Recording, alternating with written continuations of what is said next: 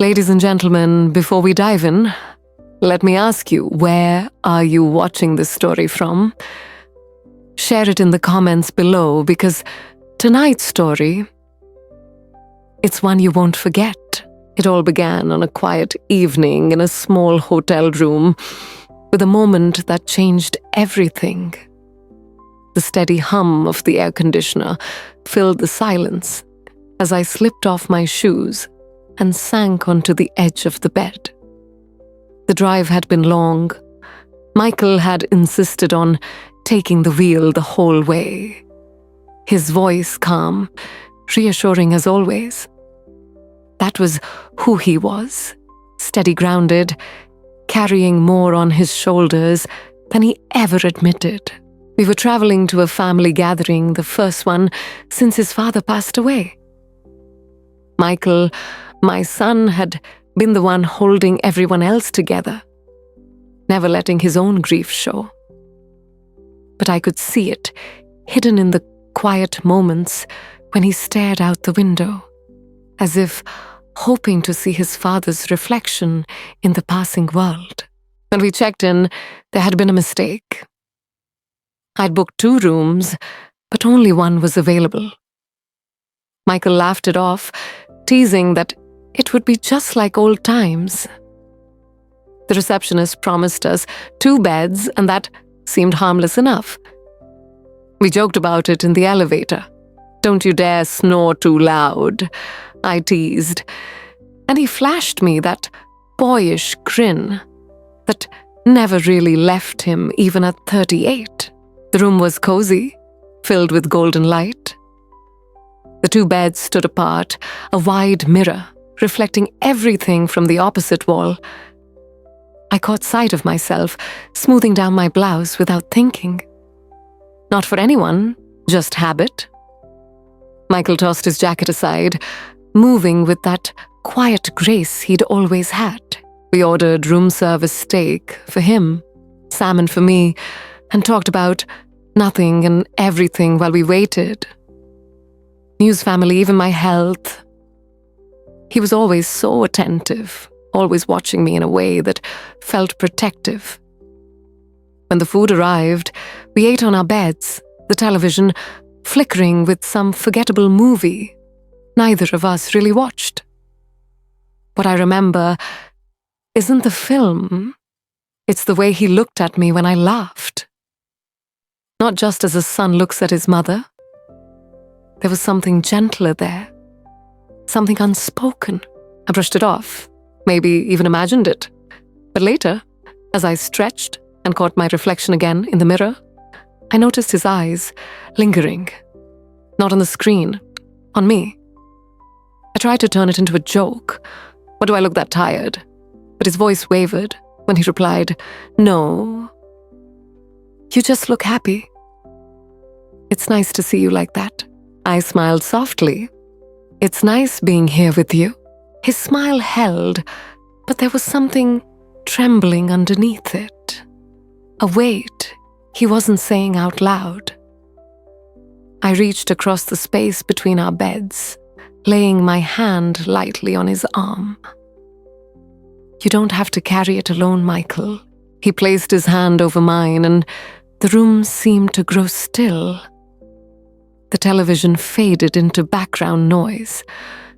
For a moment, it felt like the world had stopped moving, and we were just there, caught between memory and silence. Then he stood suddenly, voice tight. "I'm going to take a shower."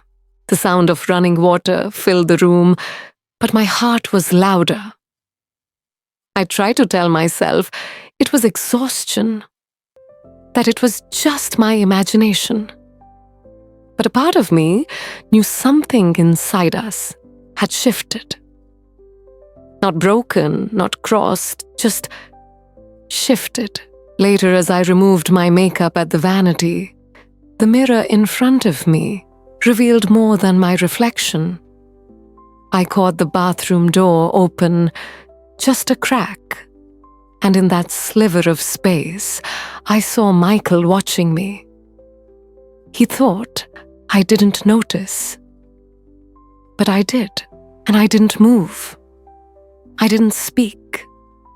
Because sometimes the silence says more than words ever could. I stayed there at the vanity cotton pad in hand, staring at my own reflection as my heart tried to make sense of what I had just felt.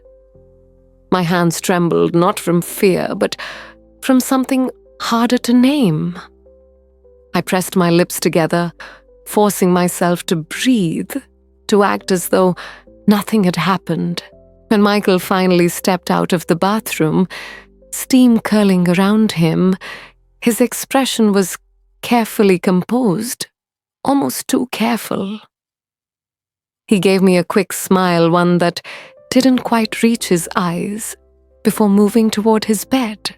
"You should rest," he said softly, his voice steady, but his shoulders carried a tension I couldn't ignore. I replied, though. I wasn't sure I believed it myself. We both lay down the room, falling into darkness, except for the faint glow of the TV. For a long time, neither of us spoke. The silence pressed in around us, louder than words. I could hear his breathing slow, but uneven, as if he was wrestling with thoughts he couldn't let escape. "Michael," I whispered finally. He didn't answer right away. Then, after a pause, his voice came quiet and fragile. "Do you ever feel like the past follows you everywhere? Like no matter how far you drive, how many doors you close, it's still right there, waiting." I turned slightly toward him, though I couldn't see his face in the dark. "Yes, all the time." That answer seemed to surprise him. The silence that followed was heavy, full of meaning we both understood, but didn't dare to speak aloud. I wanted to reach across the space again, to tell him he wasn't alone, but I stayed still. Because sometimes closeness is its own kind of danger. The night stretched on. I don't know when I drifted into sleep, but when I opened my eyes again, faint morning light was seeping through the curtains. For a moment, I thought I'd dreamed it, all the looks, the silence, the crack in the bathroom door. But then I saw him. Michael was sitting at the small table near the window, his head resting in his hands, staring at nothing. The early light touched his face, and I could see the exhaustion etched there. The weight he carried, pressed into every line. I sat up slowly. "You didn't sleep?" He shook his head without looking at me. Couldn't. I wanted to ask why, but I already knew. There were no easy answers, no simple words to make sense of what lingered between us now. Instead, I rose, quietly poured water into a glass, and placed it gently in front of him. He lifted his head, his eyes meeting mine for just a second. Eyes that looked lost, searching and unbearably human. We didn't speak, we didn't need to, because sometimes the hardest truths are the ones left unspoken. Morning light filtered softly through the curtains, painting the room in pale gold. I dressed quietly, smoothing my blouse, fastening the buttons, with hands that still felt unsteady.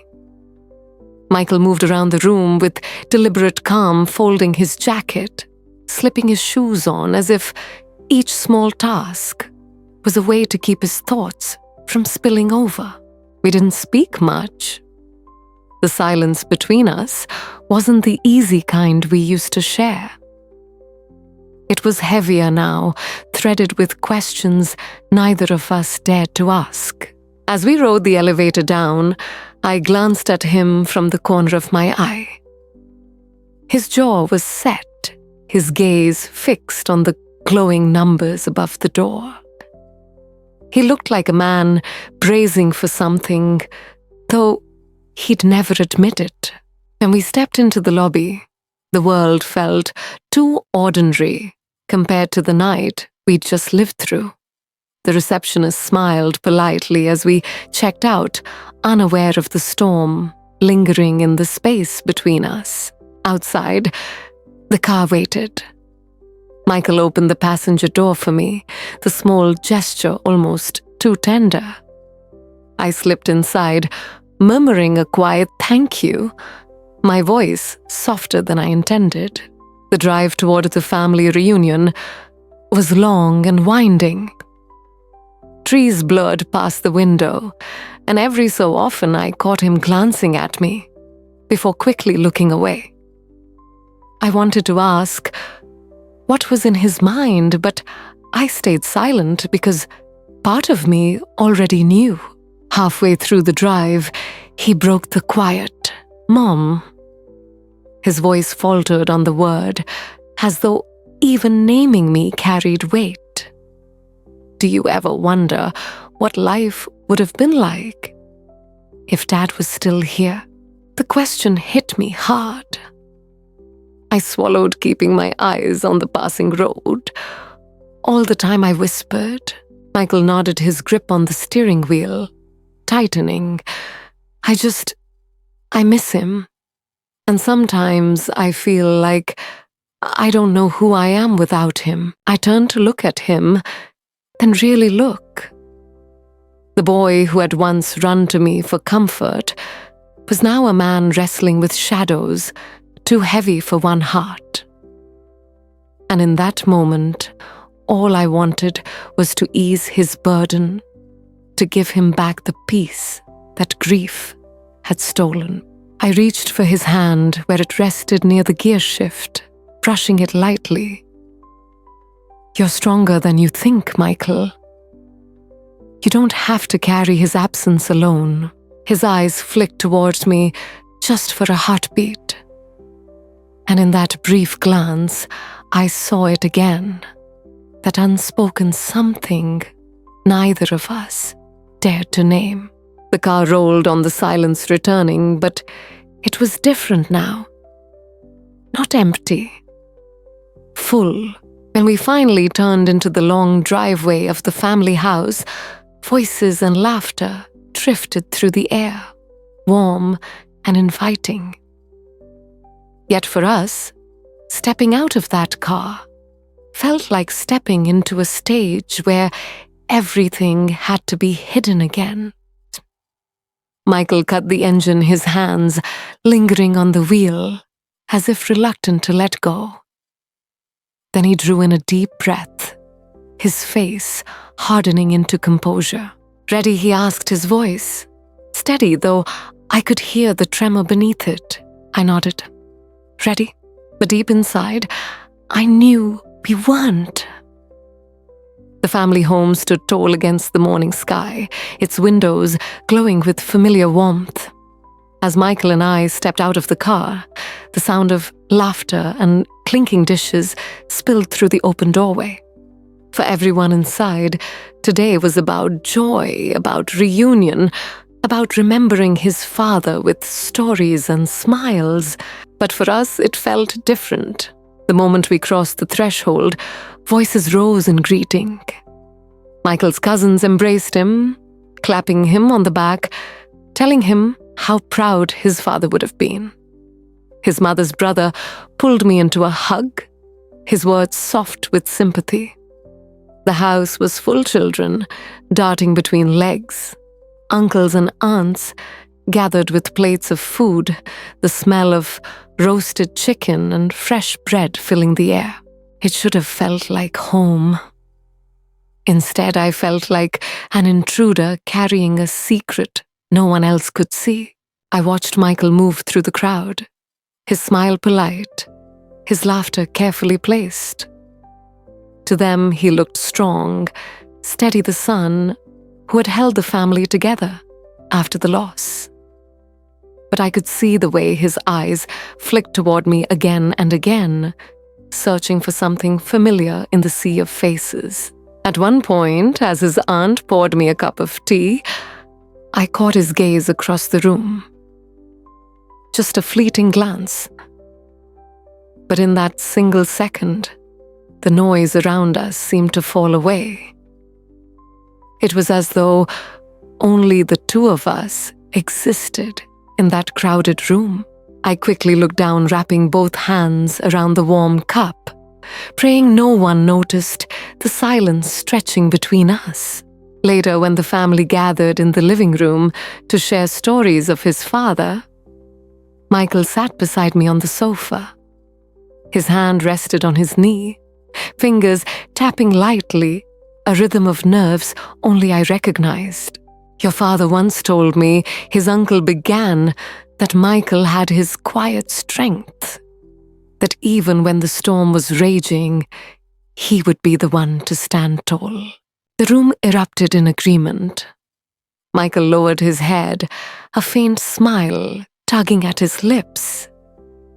But when he lifted his eyes, they met mine, full of emotion he couldn't let show to anyone else. I wanted to reach for him, to remind him that he wasn't alone in carrying the weight of that legacy. But surrounded by so many eyes, all I could do was sit there, my heart aching with everything I couldn't say. Dinner was served, plates passed around, laughter echoing through the walls. On the surface, it was perfect, a family united. Yet beneath it all, a quiet current pulled at us, isolating us even in the crowd, because while everyone else celebrated what was lost, Michael and I carried something unspoken, something fragile, dangerous, and impossible to ignore. That evening, when the reunion finally ended, the house grew quiet behind us. Michael drove us back to the inn, the road stretching long and dark beneath the headlights. Neither of us spoke. The laughter of the family still echoed faintly in our ears, but it felt far away, as though it belonged to another world. Back in the room, we moved with careful silence. He placed his jacket neatly on the chair. I set my bag by the vanity. Two people performing small rituals to avoid the truth pulsing between them. I sat on the edge of my bed, unlacing my shoes, when he spoke at last. "You held it together today," he said quietly. "So did you?" I replied, my voice softer than I intended. He gave a small, tired smile, but his eyes, those eyes, told a different story. They were weary, full of longing and loss, and something else he couldn't name. Sometimes I wonder, he whispered, staring at the floor, if anyone really sees me. Or if I've just been living as the man everyone needs me to be. My heart tightened. I wanted to tell him I saw him truly deeply, but the words caught in my throat, because admitting that truth felt like stepping into a place from which there would be no return. Instead, I stood across the space between our beds and placed my hand gently on his shoulder. "Michael, you're not invisible." Not to me. For a moment, he didn't move. Then he lifted his gaze, and in that instant, it felt as though the walls around us dissolved. All the boundaries, the rules, the unspoken fears, they hovered there, trembling on the edge of breaking. But he only reached up, covering my hand with his. His touch was warm, steady, and unbearably tender. We stayed like that, the silence wrapping around us, heavy with everything we couldn't say. Finally, he drew in a long breath and let go, stepping back into himself. "We should sleep. Tomorrow's another long drive." I nodded, retreating to my bed. The distance between us felt wider than ever, though only a few feet separated us. I lay awake for hours, staring at the ceiling, listening to the steady rhythm of his breathing. And in that quiet, I realized something. Life had shifted. Maybe only by a fraction, maybe only in the silence we shared. But it would never go back to what it was before. Some truths once felt cannot be undone. When morning came, sunlight broke through the curtains, bright and unforgiving. We packed our bags, exchanged small words, and carried on like nothing had happened.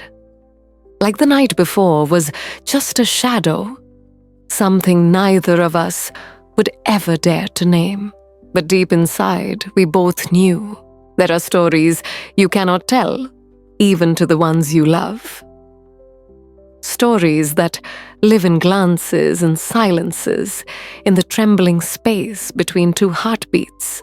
And this was one of them. And that was the end of that night. Nothing more was said. Nothing more was done. But everything had changed. Some truths live in silence. Some feelings hide in shadows. Sometimes, the most powerful connections are the ones no one dares to name. But tell me, if you were in their place, would you have spoken the truth? Or would you too have chosen silence? Leave your thoughts in the comments below, because I promise you, your answer might say more about you than you realize.